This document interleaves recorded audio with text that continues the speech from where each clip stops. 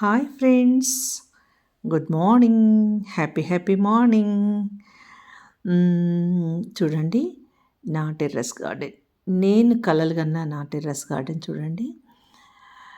నేను అసలు ఎంత ఎంత ఎన్ని సంవత్సరాల నుండి ఎదురు చూస్తున్నా అంటే టెర్రస్ గార్డెన్ స్టార్ట్ చేయాలి, నేను కోరుకున్న మొక్కల్ని పెంచుకోవాలి అని అనుకుంటే నా కళ ఎన్ని సంవత్సరాలకు అంటే దాదాపు 10-11 సంవత్సరాలకు నెరవేరింది.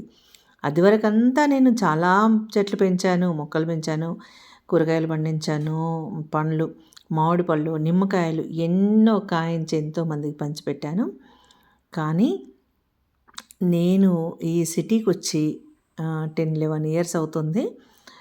ఇంకా అసలు అపార్ట్మెంట్లో నాకు నచ్చిన మొక్కలు పెట్టుకున్న ప్లేస్ ఉంది కదా అని పెట్టుకుంటే నేను అందరితో చాలా ఇబ్బందులు పడ్డాను. దోమలు వస్తున్నాయని కొంతమంది, చీమలు వస్తున్నాయని కొంతమంది రకరకాలుగా అబ్జెక్షన్ చేసేవాళ్ళు. సరే, ఎవరిది వాళ్ళని మనం ఏమనడానికి లేదు, ఎందుకంటే అది మన సొంతం. అపార్ట్మెంట్ లోపల మాత్రమే మన సొంతం, అంటే ఆ 4 గోడల మధ్యన మాత్రమే మనకు సొంతం, బయటంతా మనకేమీ ఇది ఉండదు. అందుకని ఇంకా వాళ్ళని మనం అనడానికి ఏం లేదు. కాకపోతే చాలా ఫీల్ అయ్యేదాన్ని. కింద కూడా నేను అపార్ట్మెంట్లో కింద కూడా ఎన్నో మొక్కలు పెట్టాను, అందరికీ పనికొచ్చేవని పెడితే అవి కొంతమందికి తీయించే వరకు, తీసేంత వరకు నిద్ర పట్టలేదు. సరే, ఇంకా వాళ్ళ కర్మ, ఏం చేస్తామనుకున్నా. కానీ నేను అప్పటి నుండి అనుకునేదాన్ని అన్నట్టు, నేను ఎప్పుడెప్పుడు నాదంటూ సొంత ఇల్లు కట్టుకోవాలి, చిన్నదో పెద్దదో, అందులో నాకు నచ్చిన 4 మొక్కలైనా సరే పెట్టుకోవాలి అనుకున్నాను. 8 సంవత్సరాలకు వీలైంది. ఇంకా నేను అసలు కొంచెం టైం తీసుకొని చేస్తే ఇంకా బాగుండేది. ఎందుకంటే టెర్రస్ పైన కొంచెం సెల్ఫ్లా కట్టించి చేయాల్సింది. కానీ నాకు ఉత్సాహం ఆగలేదు. ఎంత తొందరగా మొక్కలు పెట్టాలా అన్న ఆతృతతో ముందుగా ఏమనుకున్నానంటే, నేను కొన్ని మొక్కలు నా దగ్గర ఆల్రెడీ ఉన్న టబ్స్, బకెట్లు, అలాంటి కుండీలు కొన్ని ఉండేవి. చాలా వరకు నేను కరీంనగర్లో పంపించేశాను. కానీ ఇక్కడ ఉన్న వాటితో మొదలు పెడదాం అనుకున్నా. కానీ అది దిగాక, ఇంకా అందులోకి దిగాక నాకు అసలు ఆగలేదు. ఇంకా ఇవి పెట్టాలన్న కోరికతో ఇంకా స్టార్ట్ చేశాను. చాలా మట్టి తెప్పించాను, చాలా ఖర్చు పెట్టాను. ఇన్వెస్ట్మెంట్ అంటే చాలా జరిగింది. అయినా పర్వాలేదు, నాకు సంతోషం కోసం కాబట్టి నేను, అంటే నా ఒక్కదాంతో కాదండి ఏదైనా కూడా. మా వారు నాకు సహకరించారు, మా అబ్బాయికి నాలాగా ఉత్సాహం, నా కోడలేంటి, పిల్లలేంటి, ప్రతి ఒక్కరూ నాకు సపోర్ట్గా ఉన్నారు. దానివల్ల నేను చేయగలుగుతున్నాను.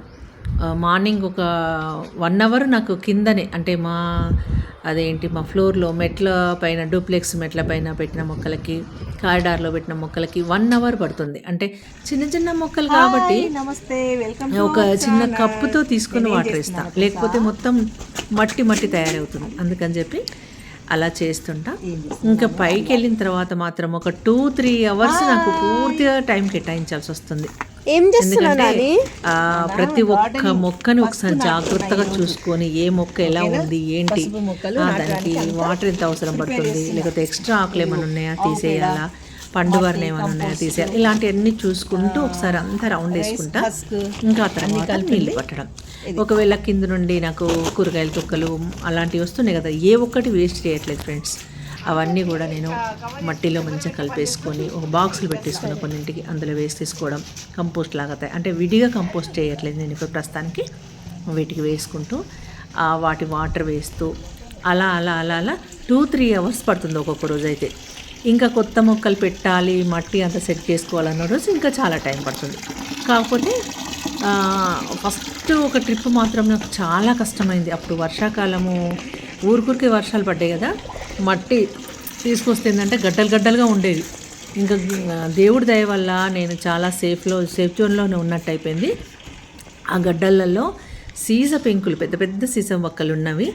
అయినా కూడా నేను జాగ్రత్తగా తీసుకుంటూ అసలు అందులో కంపోస్ట్, కోకోపీట్ కలుపుకుంటూ చాలా కష్టమయ్యేది, చేతులన్నీ నొప్పి వచ్చేవి. కానీ అవన్నీ భరించుకుంటూ కూడా నేను చాలా మొక్కలు ఫస్ట్లో పెట్టేశాను. ఇప్పుడు ఏం చేస్తున్నానంటే, కోకోపీటు, కంపోస్టు, మట్టి, ఇంకా అందులో ఏమైనా కలపాల్సినవన్నీ, వేపపిండి అలాంటివన్నీ తెప్పించి కిందనే వర్కర్స్ని మాట్లాడుకుని కిందనే మొత్తం కల్పించేసి బస్తాల ఎక్కించేసి పైకి తెప్పించేసుకుంటున్నా. డబ్బులు మాత్రం చాలా అవుతున్నాయండి. ఎందుకంటే 3rd ఫ్లోర్కి ఎక్కాలనేసరికి మన వల్ల ఎలా కాదు, వర్కర్స్ కూడా పాపం కష్టమే కదా. అందుకని ఇంకా వాళ్ళు అడిగినంత డబ్బులు ఇచ్చేసి మట్టి రేటు ఎంత పెడుతున్నామో అంతకంటే ఎక్కువ వాళ్ళకి వర్కర్స్కి ఇస్తూ పైకి తెప్పించుకోవడం అవుతుంది. ఫస్ట్ సంవత్సరం అంతా ఇన్వెస్ట్మెంటే ఉంటుంది ఎట్లాగో, అది మనకు తెలిసిన విషయమే. అంత ఇన్వెస్ట్మెంట్కి తగ్గట్టుగా మనం ఫలాలను పొందుతాము అనేది అయితే లేదు, అది అంత ఎక్స్పెక్ట్ చేయొద్దు. కాకపోతే ఇది మన ఫ్యాషన్, మనకి ఇష్టం, మన కోరిక. కాబట్టి మనం ఎంత ఖర్చు పెడుతున్నాం ఏంటి అని ఆలోచించకుండా ప్లాన్ చేసుకుంటే ఫ్యూచర్లో ఏమో మనము కూరగాయలకు ఖర్చు పెట్టకుండా పండించుకుంటామేమో ఆశాభావంతో చేసుకోవాలి. అలానే చేస్తున్నా. ఇప్పుడైతే చిన్న చిన్నగా కాపు స్టార్ట్ అయింది. కొన్ని బెండకాయలు వస్తున్నాయి, చిక్కుడుగాయ ఇంకా తెంపలేదు, చిక్కుడుగాయ వచ్చింది. టమాటాలు కొన్నిగా 1-2 అట్లా వస్తున్నాయి. మిర్చి ఉన్నాయి, తెంపాలి. అలా ఉన్నాయి. ఇంక ఇప్పుడు కొత్తగా విత్తనాలు మళ్ళీ కాకరని, పొట్లని, చిక్కుడని ఇప్పుడు విత్తనాలు కూడా కొనుక్కోవాల్సి వస్తుంది. అంటే నేను ఇప్పుడు కరీంనగర్ లేకపోతే మా కాలనీలో కనుక ఉన్నట్టయితే నాకు విత్తనాలు దొరికేవి, మొక్కలు దొరికేవి. కానీ ఇప్పుడు నేను ఉన్నది సిటీలో కాబట్టి నాకు ఇక్కడ నేను బయటికి ఎక్కడికి వెళ్ళేది లేదు, ఎవరిని అడిగేది లేదు. కాబట్టి ఆన్లైన్లో తెప్పించుకోవడం, దానివల్ల కొంచెం ఖర్చు అవుతుంది. ఇంక ఈ సంవత్సరం తప్పదు. నెక్స్ట్ ఇయర్ మనము విత్తనాలు మనమే సెట్ చేసుకోవచ్చు. అదే ప్లాన్లో ఉన్నా. అట్లా మొత్తానికైతే మొక్కలు అనేది పెంచుతున్నాను. మా వారు కూడా ఇంట్లో ఉన్నప్పుడైతే పాపం నీళ్ళు పోస్తున్నారు, తను కూడా ఇంట్రెస్ట్గా చేస్తున్నారు. అసలు ఆయనకైతే ఈ పనులు అనేవి అస్సలు అలవాట్లేదు. కానీ ఇంక ఇప్పుడు రిటైర్మెంట్ అయిన తర్వాత మళ్ళీ చేసేది ఏముంది, ఖాళీగా కూర్చుంటే కూడా పిచ్చి ఆలోచనలు వస్తుంటాయి అనే ఉద్దేశంగా ఇదొకటి ఆలోచన పెట్టేశాను. ఇంకా ఆయనకి ఇది ఉత్సాహంగానే ఉన్నారు, చేస్తున్నారు, బాగానే ఉన్నారు. మంచిగా నీళ్ళు కాకపోతే కొంచెం ఏ మొక్కకి ఎంత పట్టాలని కొంచెం ఐడియా లేకుండా పోసేస్తారు, చెప్తుంటా నేను. పర్వాలేదు, చేస్తున్నారు, బాగానే చేస్తున్నారు. నాకు అసలు ఆయన ఇంట్లో చిన్న పని కూడా చేసేవాళ్ళు కాదు. కాకపోతే ఇప్పుడైతే పాపం నాకంటే ఎక్కువ చెట్లకు నీళ్ళు పోయడం అలాంటి నా ఇంట్లో ఉంటే కనుక నాకంటే ముందే బయలుదేరుతారు. కాకపోతే ఏ చెట్టుకి ఎంత పోసేస్తారని వెంటనే నేను పరిగెడుతుంటా. కానీ చేస్తున్నారు, బాగా చేస్తున్నారు. ఇంకా మా అబ్బాయి ఉంటే వాడు చూసుకుంటాడు బాగానే. స్కూల్కి పంపిస్తా, ఈరోజు సండే వీడియో స్కూల్కి పంపిస్తా. పట్టుకుంటున్నారు, కొంచెం టైం చెప్తే చాలు ఏ రకంగా స్కూల్కి పంపాలని చూస్తారు. అయితే సండే కదా, సరే అందరం ఒకసారి పైకి వెళ్దాము. పిల్లలు కూడా పాపం అంటుంటారు, ఇంట్లో ఉంటే నేను మొక్కలు నీళ్ళు పోస్తా అంటారు. కానీ వాళ్ళకి ఎంతెంత పోయాలి ఏంటి అనేది ఐడియా లేక కొన్ని మొక్కలకు కొన్నే పోయడము, కొన్నిటికి ఎక్కువ పోయడం అట్లా చేస్తున్నారని చెప్పి నేను వాళ్ళని నమ్మట్లేదు.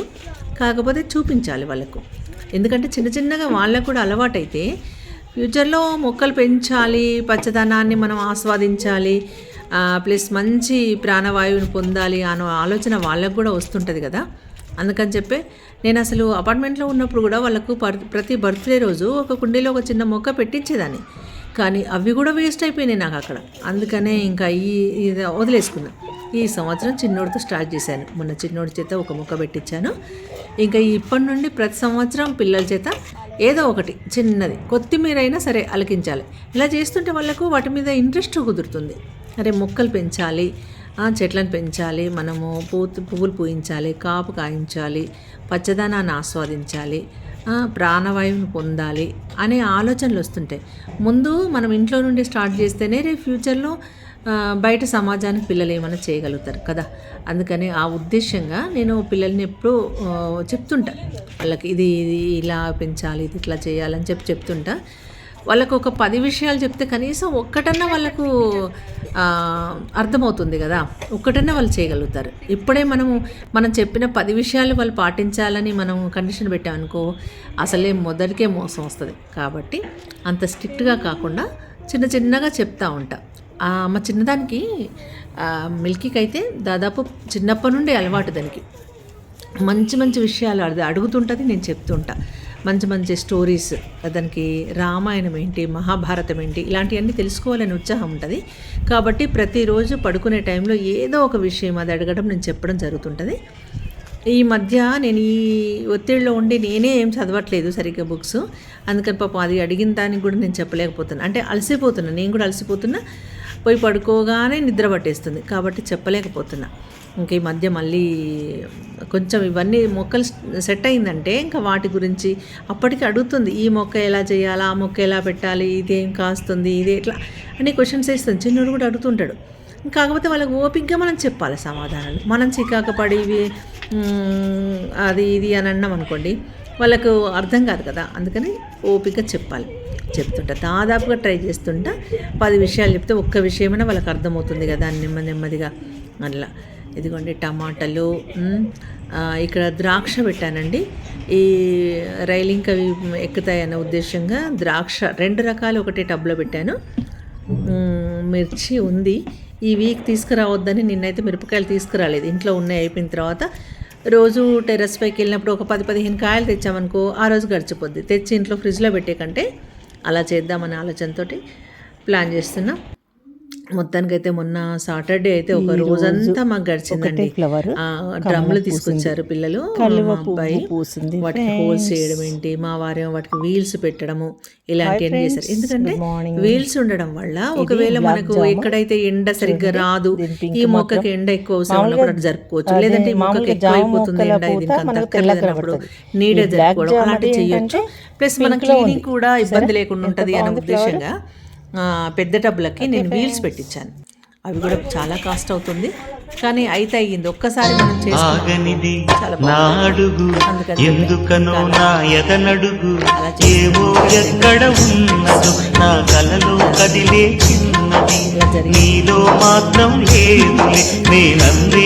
ఓకేనా ఫ్రెండ్స్, మొత్తానికైతే మా ఇల్లు చూపిస్తున్నాను, మా గార్డెన్ చూపిస్తున్నాను. Thank you so much. Like చేయండి, కామెంట్ చేయండి, సబ్స్క్రైబ్ చేయండి. ఓకేనా, కొంచెం ప్రమోషన్ కొంచెం చూస్తుంటే వీడియో చూస్తున్నారు అనుకోండి, అది